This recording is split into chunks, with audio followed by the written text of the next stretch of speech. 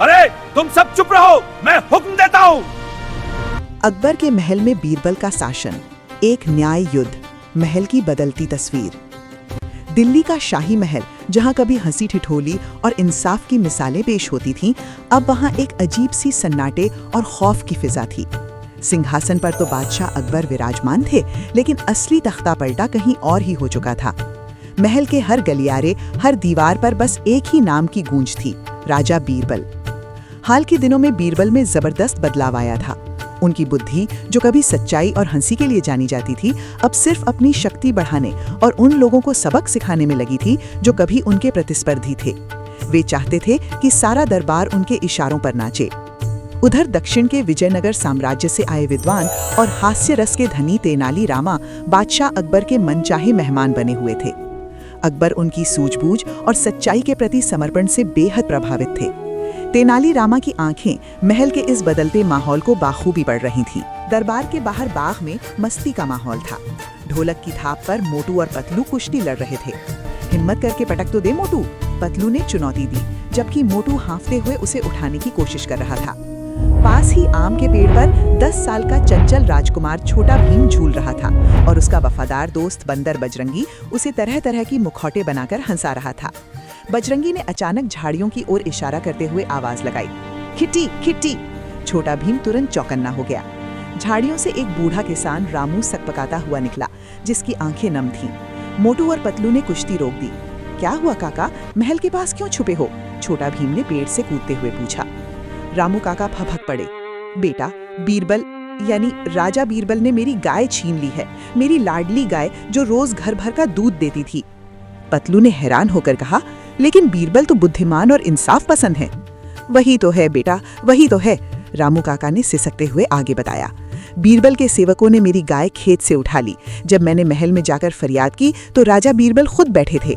उन्होंने अपने एक खास आदमी को बुलाया, जिसने झूठी गवाही दी कि गाय उसी की है। बीरबल ने उसी गवाही पर गाय उस आदमी को दे दी और मुझे दरबार से निकलवा दिया।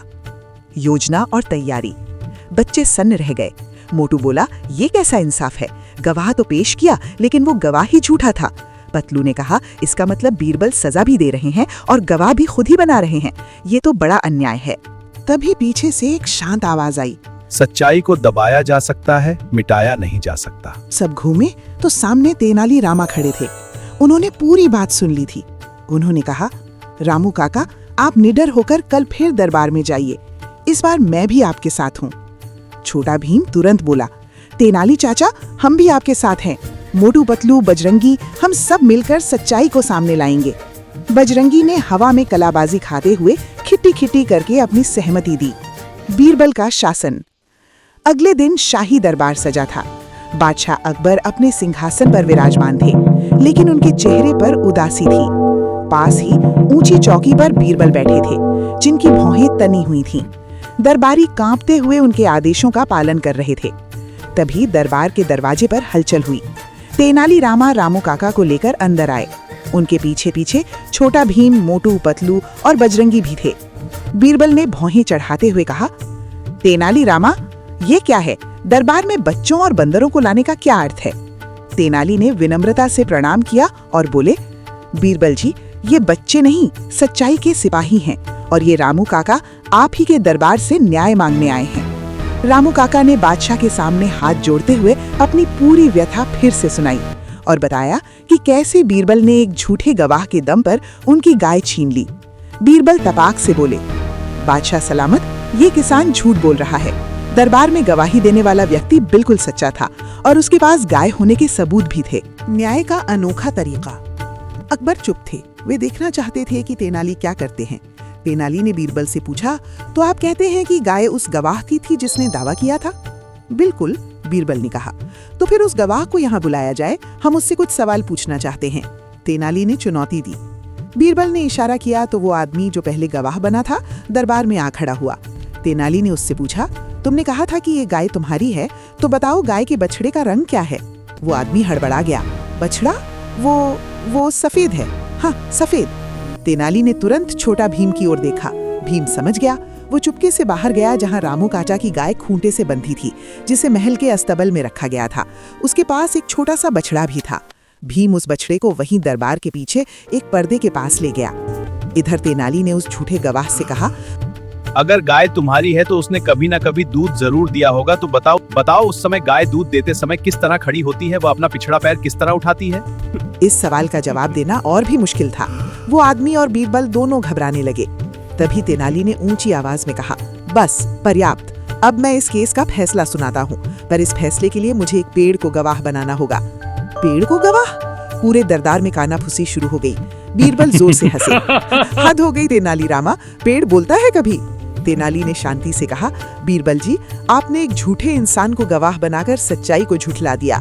न्याय के लिए कभी कभी पेड़ पौधे भी गवाह बन जाते हैं। उस पेड़ के पास जाइए और उससे पूछिए कि ये गाय किसकी है। उन्होंने दरबार के बीचों बीच एक सजावटी पेड़ की ओर इशारा किया। बीरबल ने तंज किया, तो क्या वो पेड़ हमें जवाब देगा? तेनाली ने कहा, हाँ, लेकिन पेड़ उसी से बात करेगा जिसके मन में सच्चाई हो। आप पहले जाइए और उससे पूछिए। बीरबल ने हंसते हुए कहा, बचकाना हरकत। लेकिन दरबार के दबाव में वो उड़ पेड़ के पास गए। उन्होंने पेड़ से पूछा, अरे पेड़, बता देती कि गाय किसकी है। कुछ देर रुके और फिर जोर से बोले, तेनाली रामा, इस पेड़ ने तो कुछ नहीं कहा। सच्चाई का प्रकट होना। तेनाली ने मुस्कुराते हुए कहा, बीरबल जी, आपका काम हो गया। अब जरा उस आदमी को भेजिए जिसने गाय पर दावा किया था। जैसे ही वो आदमी पेड़ के पास गया, तेनाली ने छोटा भीम की ओर इशारा किया। छोटा भीम ने पर्दे के पीछे से बछड़े को हल्की सी चोट की, जिससे वो जोर से रह रह करता हुआ चीखा। उसकी आवाज गूंज गई। तेनाली ने तुरंत कहा, लो, सुन लिया आपने? पेड़ नहीं, लेकिन इस गाय के अपने बच्चे ने गवाही दे दी। उस बछड़े ने आवाज दी और बताया कि उसकी माँ उस आदमी की नहीं बल्कि कहीं और है। गाय की ममता झूठ नहीं बोलती। पूरा दरबार सन्न रह गया।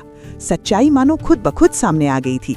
बादशाह अकबर ने गरज कर कहा, बीरबल, ये क्या है? तुमने मेरे दरबार में न्याय के नाम पर ये काला धब्बा लगाया है।